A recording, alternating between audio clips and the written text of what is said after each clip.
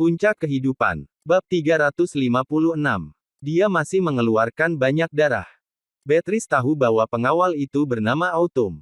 Panik, dia buru-buru mundur ke lorong saat dia diam-diam memindai di sekitar area itu. Kakinya gemetar ketakutan, dia bahkan tidak bisa berdiri tegak.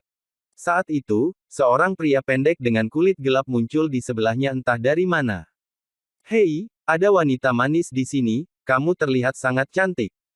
Hahaha, kamu milikku sekarang, aku akan mengadakan pesta malam ini." Pria pendek itu meraih Beatrice dan menyeretnya keluar. "Ah!" Beatrice berteriak ketakutan, menangis histeris. Dia bisa membayangkan nasibnya yang mengerikan. Jika pria kulit hitam ini membawanya kembali, dia akan mengalami nasib yang lebih buruk daripada kematian. Ada desas-desus bahwa pria kulit hitam secara khusus memiliki sesuatu yang lebih besar dibandingkan dengan rata-rata pria. Ketika saatnya tiba, dia lebih baik mati daripada menderita nasib seperti itu. Penyesalan akhirnya membanjiri pikiran Beatrice. Dia menyesal datang ke konser Zendaya. Dia tahu bahwa dia seharusnya mendengarkan Alex dan tinggal di rumah. Bajingan Ghost, dasar cabul. Ini bukan waktunya bagimu untuk mencari wanita, cepat bawa pantatmu ke sini. Habiskan kedua pria ini dulu. Di antara para pembunuh, seorang pria botak, yang dipenuhi tato dan mengenakan topeng tengkorak, berkata dengan marah. "Oh, kamu orang tua botak. Kalian terlalu lemah, kalian belum menangkap mereka sampai sekarang." Ghost berkata dengan acuh tak acuh. Setelah membanting Beatrice dengan keras ke bahunya, dia terus berjalan maju selangkah demi selangkah dengan seringai di wajahnya. Beatrice tidak bisa berhenti menangis. Norman akhirnya ketakutan, jadi dia buru-buru melambaikan tangannya dan berkata, "Tolong, teman-teman, kalian di sini untuk Zendaya. Aku tidak ada hubungannya dengan dia, aku bukan siapa-siapa." Zendaya menatapnya dengan kekecewaan, matanya dipenuhi dengan keputusasaan. Pria botak itu menjawab, "Bukan siapa-siapa. Lalu kami akan membunuhmu di jalan." "Tidak, tidak, tidak." Norman buru-buru menunjuk Bruce. Dia pengawalku, petarung peringkat mistik. Kamu mungkin memiliki banyak orang dan senjata, tetapi tidak akan dapat menangani petarung mistik dengan mudah, bukan? Biarkan kami pergi dan kamu bisa memiliki Zendaya untuk itu yang kalian pedulikan." Autumn sangat marah ketika dia berkata, "Norman Hansen, bagaimana kamu bisa mengatakan itu? Apakah kamu tidak menjaga wanita kami? Namun di sini kamu menyerahkannya kepada orang-orang jahat supaya kamu bisa melarikan diri, kamu brengsek." Norman dengan marah menjawab, "Setidaknya seorang brengsek lebih baik daripada orang mati, kan? Ngomong-ngomong, Zendaya, aku sudah mengejarmu begitu lama, namun kamu wanita sialan bahkan tidak akan membiarkanku memegang tanganmu. Kamu pantas mendapatkan ini." Zendaya menggelengkan kepalanya. "Pergi saja, ini tidak ada hubungannya denganmu." Dia kemudian menunjuk ke Autumn dan Beatrice, yang masih bersandar di bahu Ghost. "Biarkan mereka pergi dan aku akan pergi bersamamu." Ghost menggelengkan kepalanya. "Tidak, gadis ini milikku, aku tidak akan membiarkannya pergi.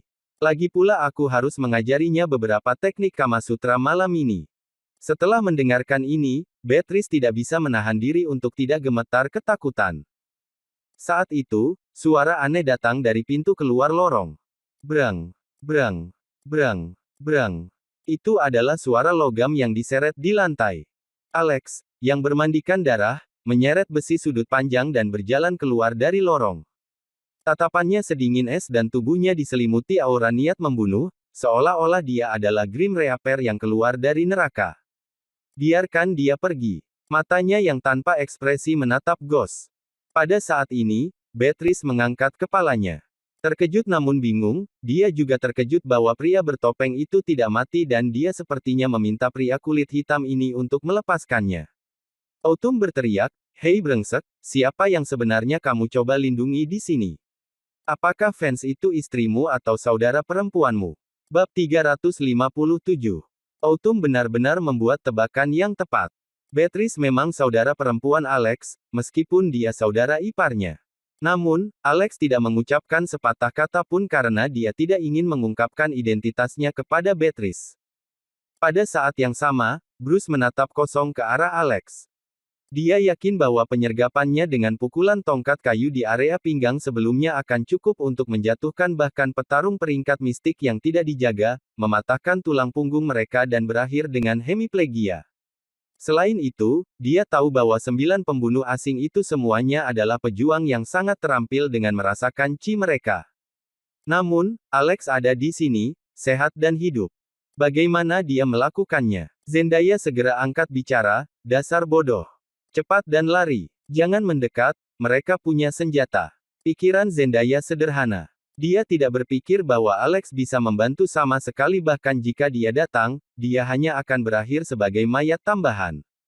Tidak peduli seberapa kuat dia, bisakah dia lebih kuat dari Bruce, petarung peringkat mistik? Terlebih lagi, bahkan petarung yang kuat seperti Bruce sudah mengaku kalah. Terlepas dari peringatannya, mata Alex terpaku pada Ghost. Beatrice mungkin anak nakal yang tercela sehingga dia tidak bisa tidak menamparnya, tetapi dia masih saudara iparnya dan saudara perempuan Dorothy. Jadi, dia tidak bisa hanya diam dan tidak melakukan apa-apa. Dibandingkan dengan Zendaya, Beatrice lebih penting bagi Alex di sini. Aku berkata, biarkan dia pergi. Alex mengulangi kalimatnya sambil mengencangkan cengkeramannya di sekitar besi. Ghost berbalik sedikit dan memberi Alex pandangan sekilas. Dia terkekeh dan berkata, bagaimana jika aku tidak mau? Wanita ini adalah pialaku. Sebelum dia bisa menyelesaikan kalimatnya, kata-kata Ghost terhenti. Sepotong besi siku langsung menembus tenggorokannya. Beatrice yang punggungnya bengkok, kebetulan menyaksikan adegan berdarah yang tidak pernah dia lupakan seumur hidupnya. Darah Ghost bahkan berceceran di sekujur tubuhnya. Ah! Penglihatan Beatrice menjadi gelap saat dia pingsan karena kaget. Semua orang di tempat kejadian terdiam. Itu terjadi terlalu cepat. Kecepatan Alex sangat cepat sehingga tidak ada yang bisa bereaksi dalam waktu sesingkat itu. Serang! Pria tua botak itu meraung. Keempat pembunuh segera beraksi. Lebih penting lagi, Alex bisa merasakan bahwa dia juga diserang dengan serangan mental. Itu bukan dari Zendaya, tapi lelaki tua botak itu. Pria ini sebenarnya ahli dalam serangan mental. Bruce dan Norman sedang kesurupan. Setelah tersapu oleh serangan mental, pikiran keduanya menjadi kosong untuk sesaat. 3 pembunuh yang tersisa berpisah, satu bergegas menuju Bruce, satu bergegas menuju Norman, yang terakhir menargetkan Alex. Orang-orang ini dengan jelas memahami kemampuan pria tua botak itu, sehingga mereka bisa bekerja sama dengan sempurna dengan gerakan cepat seperti itu. Mereka tahu bahwa begitu lawan terkena serangan mental, mereka akan terdiam untuk sementara waktu. Untuk setiap pembunuh, 1 detik jarak akan cukup bagi mereka untuk membunuh target mereka. CK. Norman, yang hanya manusia biasa, tidak bisa menahan serangan pembunuh itu sama sekali. Dengan hanya 1 luka, tenggorokannya diiris terbuka, ketika dia tersentak kembali ke kenyataan, dia menyadari bahwa sejumlah besar darah menyembur keluar dari lehernya. Dia bisa merasakan bahwa kematiannya semakin dekat. Jadi dia berusaha menutupi lehernya dengan sekuat tenaga untuk mencegah darah keluar, karena wajahnya penuh dengan ketakutan dan ketidakpercayaan. Dia adalah pewaris muda yang kaya dari Star Entertainment. Dia bisa memiliki apa saja yang dia inginkan selama dia mengatakannya. Banyak wanita rela melemparkan diri ke arahnya. Namun semua ini akan berakhir, tepat pada saat ini. Bruce adalah petarung peringkat mistik yang kuat dan unggul dalam kekuatan kasar. Ditambah lagi, dia tinggi. Pembunuh itu harus melompat jika dia ingin mengiris tenggorokannya. Oleh karena itu, si pembunuh memutuskan untuk menusuk jantungnya. CK. Namun, hingga kematiannya, belati itu tidak menembus jantungnya, malah membuatnya kembali ke dunia nyata. Sial. Pembunuh itu membeku karena dia belum pernah melihat yang seperti ini. Bruce sangat marah sehingga dia meraih si pembunuh dan berlutut di perutnya. Kemudian, dia menyadari bahwa Norman berada di luar keselamatan. Dia berpikir, sialan. Saat itu, sebuah panah ditembakkan dengan keras tepat ke perut Bruce. Ark. Meski begitu, Bruce sepertinya memiliki vitalitas kecoa, dia masih belum mati karena 2 serangan ini. Bab 358. Retak. Bruce mematahkan panahnya menjadi 2 dan terkekeh. Bajingan tengik, apakah kamu benar-benar berpikir kamu bisa membunuhku dengan serangan lemah seperti itu? Aku terbuat dari baja, dibentengi dengan kekuatan kasar setelah pelatihan melalui kekuatan kasar. Yang kamu lakukan hanyalah memberikan goresan, apa yang bisa kamu lakukan lagi? Dengan itu, dia kemudian menoleh ke Alex. Dibandingkan dengan para pembunuh, Alex jauh lebih menakutkan. Kecepatan membunuh sesaat sebelumnya begitu cepat sehingga bahkan Bruce sendiri tidak bisa bereaksi tepat waktu. Jika Alex memiliki kekuatan yang cukup, dia mungkin bisa mematahkan pertahanan kasarnya. Namun, setelah berbalik, dia tidak bisa melihat Alex. Sementara itu, pembunuh bayaran yang mencoba menyerang Alex sebelumnya sudah jatuh ke tanah, dengan lehernya patah setelah berbelok 180 derajat. Pembunuh itu pasti sudah mati. Oh sial, Bruce bisa merasakan kehadiran yang mengancam nyawa saat sensasi dingin menyembur dari telapaknya ke kepalanya. Dia akan mengaktifkan kekuatan kasar terkuatnya sebagai pertahanannya, tetapi tidak berhasil karena pria botak itu mengaktifkan serangan mentalnya sekali lagi. Sring, Bruce bisa merasakan sakit yang menyengat di kepalanya saat telinganya berdenging. Saat itu, belati, yang mendekati kecepatan suara, ditusuk dengan keras ke punggungnya. Belati itu kemudian dipelintir dengan keras, mengukir lukanya lebih jauh. Ah!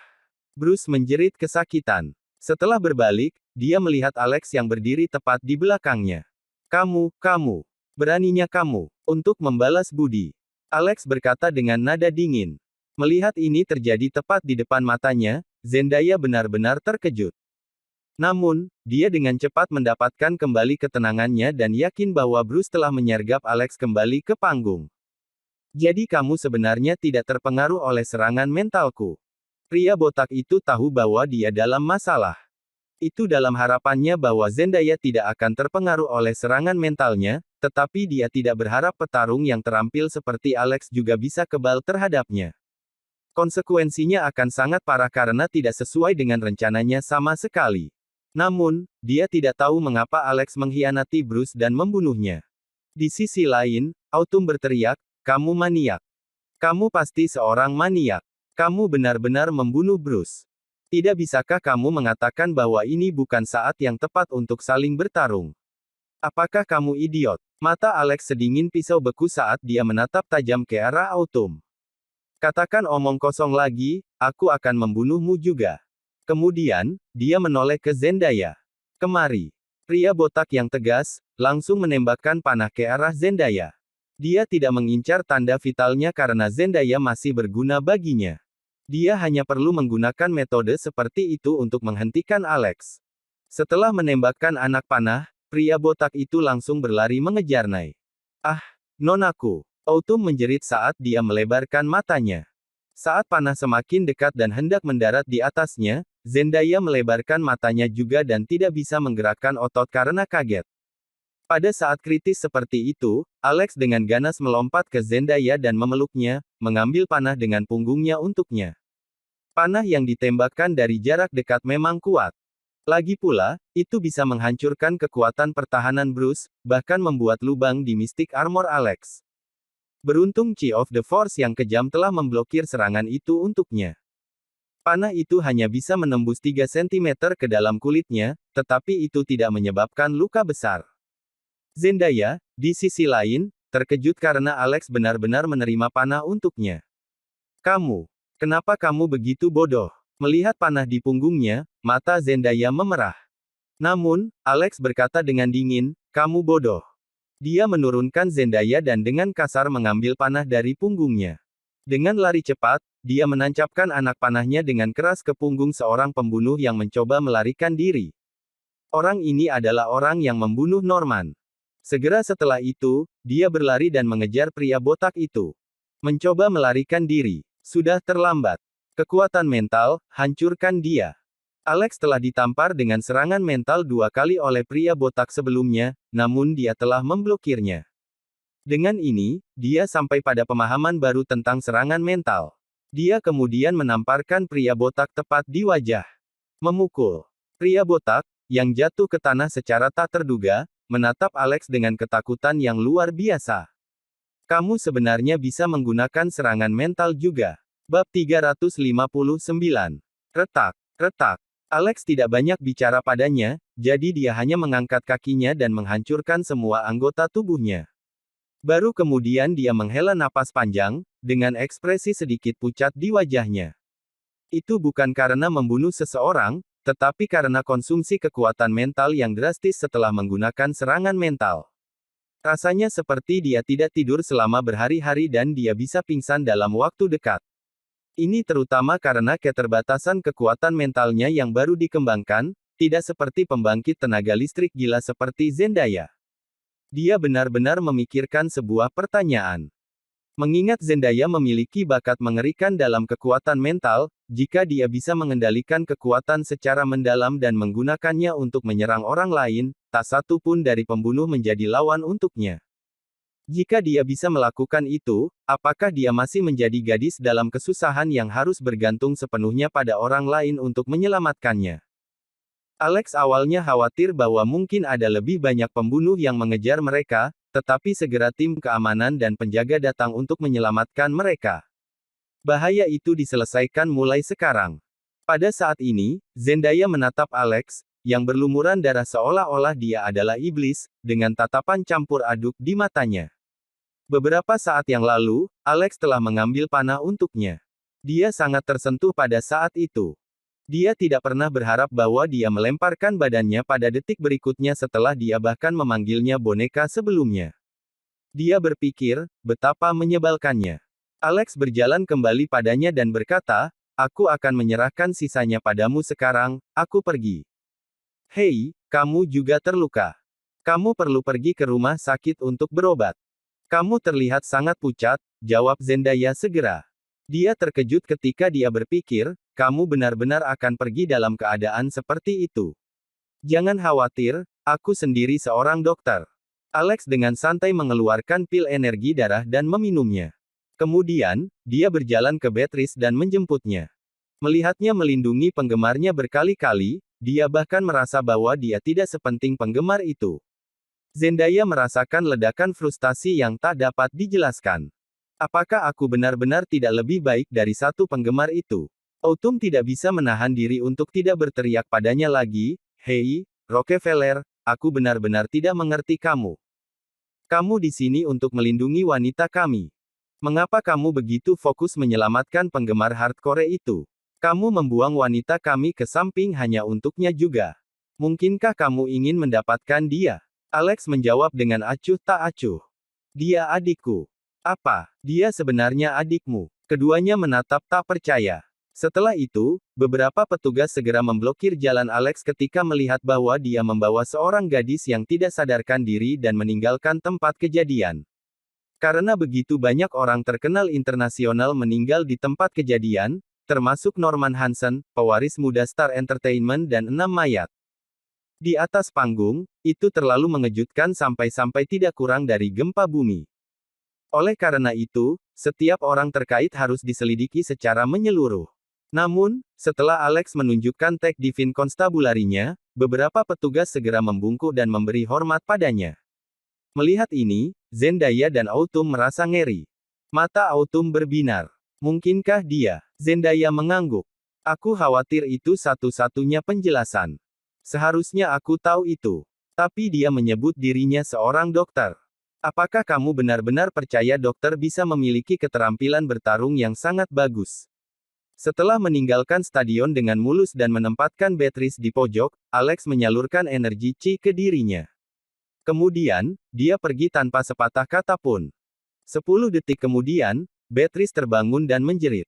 Ring, ring, ring. Tiba-tiba ada panggilan masuk.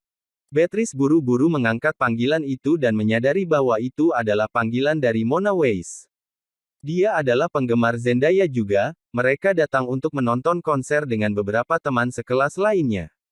"Beatrice, kamu di mana?" Aku juga tidak tahu. Saya pikir ini adalah pintu masuk belakang stadion." "Ya ampun, kau membuat kami khawatir. Kami pikir sesuatu telah terjadi padamu. Kami akan menunggu Anda di depan kantor Satpam di gerbang depan. Cepat kemari." "Baiklah, baiklah. Aku akan segera ke sana." Beatrice menutup telepon dan bergegas menuju gerbang depan. Alex, di sisi lain, tidak pergi jauh. Dia sebenarnya bersembunyi di sudut gelap. Setelah melihat Beatrice pergi dengan selamat, dia mengeluarkan ponselnya dan menelepon. Walt, ayo jemput aku. Aku di pintu belakang California State Stadium. Bab 360. Di gerbang depan stadion, Beatrice langsung menghambur ke pelukan Mona dan menangis histeris begitu melihatnya. Ah, apa yang terjadi padamu, Beatrice? Ada begitu banyak darah di tubuhmu. Apakah kamu terluka? Beatrice menggelengkan kepalanya. Tidak, itu milik orang lain. Baru saja, aku ditangkap. Untungnya salah satu pengawal Zendaya menyelamatkanku. Petik 2. Saat dia berbicara, bayangan tindakan berani Alex membanjiri pikirannya. Pada saat yang paling putus asa, tak berdaya dan paling menyedihkan, pria bermasker itu, seolah-olah seorang malaikat yang turun dari surga, datang untuk menyelamatkannya dari pria kulit hitam itu. Dia bahkan membunuh orang-orang jahat dengan pisau. Dia telah bermimpi jatuh cinta dengan seorang pejuang sejak kecil. Oleh karena itu, dia tidak bisa membantu tetapi merasa sangat bersemangat ketika dia memikirkan pria itu. Mona, aku jatuh cinta. Dia tiba-tiba berkata. Apa? Mona bingung. Dengan siapa? Mungkinkah itu Wilson Jordan? Mona merasa perlu bertanya, karena dia juga naksir Wilson. Beatrice menggelengkan kepalanya. Itu bukan Wilson, tapi pengawal bermasker itu. Aku telah jatuh cinta padanya. Mona meletakkan tangannya di dahinya.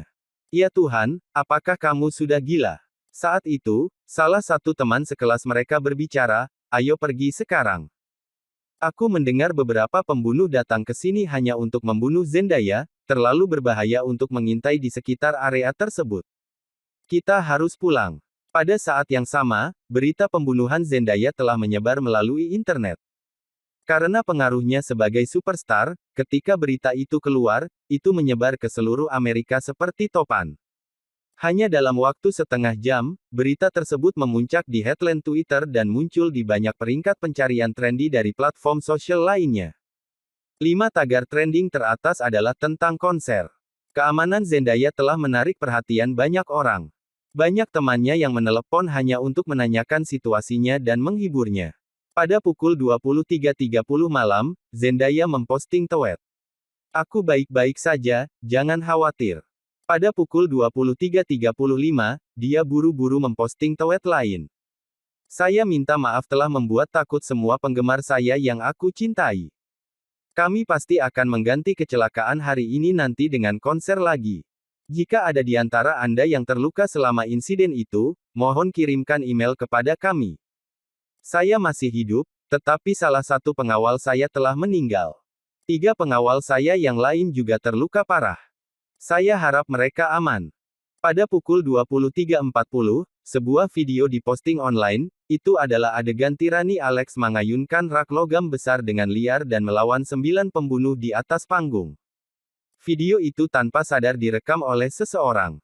Kameranya cukup jauh dari panggung, tapi bisa dengan jelas menangkap pria bertopeng yang bertarung gila-gilaan dan membunuh para pembunuh. Dalam sekejap, komentar yang tak terhitung jumlahnya ditinggalkan di bawah video. Semua memuji pahlawan bermasker kita. Terima kasih pahlawan bermasker karena telah mengorbankan dirimu untuk menyelamatkan satu-satunya dewi kita. Tuan Masker, aku ingin melahirkan anak-anakmu. Semua orang mulai membuat komentar cabul. Alex tidak tahu apa yang terjadi saat itu, dia juga tidak peduli. Begitu Walt mendekatinya, baru saat itulah dia merasa lega dan langsung pingsan. Di Essex Villa, Claire dan Dorothy khawatir namun ingin memarahi Beatrice karena kecerobohannya saat mereka melihatnya berlumuran darah. Setelah menonton berita dan membayangkan bocah ini entah bagaimana bisa berhasil lolos dari kematian dengan keajaiban, Claire ketakutan. Dia kemudian menamparkan wajah Beatrice dengan keras. Beatrice bergegas ke kamarnya dan membanting pintu hingga tertutup. Setelah melakukannya, dia mulai online untuk mengumpulkan informasi. Hanya dengan beberapa klik, dia dapat menemukan beberapa informasi tentang pria bermasker dan videonya juga. Menonton video itu berulang-ulang, dia bisa merasakan jantungnya berdebar semakin kencang. Pada akhirnya, kekagumannya berubah menjadi rasa malu, dan dia berkomentar di bawah postingan. Terima kasih, Tuan Masker. Saya ingin melahirkan anak-anakmu kapan saja. Bersambung.